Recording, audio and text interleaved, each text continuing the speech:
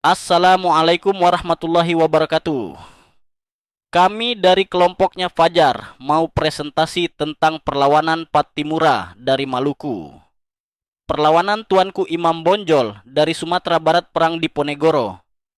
Anggotanya ada Baim, Fajar, Lutfi, Reban, Said dan Rizky. Thomas Matulesi atau yang dikenal dengan Kapitan Pattimura lahir di Haria, Saparua, Maluku pada tanggal 8 Juni 1783 dan wafat pada tanggal 16 Desember 1817, merupakan pahlawan nasional Indonesia. Memiliki pangkat Sersan Mayor dan sejarahnya menjadi inspirasi bagi seluruh bangsa Indonesia. Inggris menduduki wilayah Hindia Belanda pada 1810 sampai 1811. Namun kekuasaan Inggris dalam perang melawan Perancis dan Belanda menyebabkan Inggris harus mengembalikan wilayah Hindia Belanda pada 1816.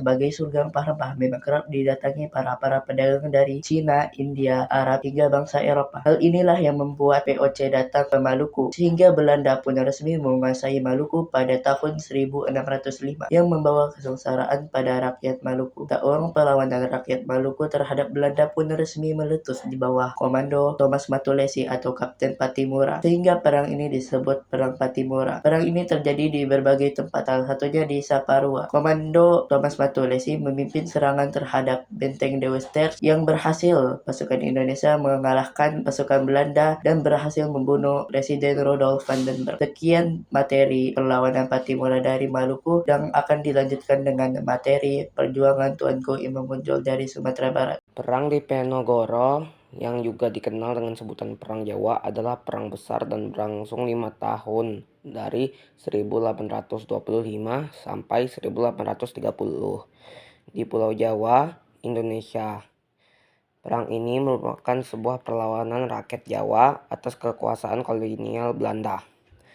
Pemimpin Belanda di tanah Jawa, Jenderal Hendrik Marcus de Kock, yang berusaha menundukkan para pemimpin perang Jawa, akhirnya memutuskan untuk membumi hanguskan sistem pertanian Jawa, yaitu tanam paksa.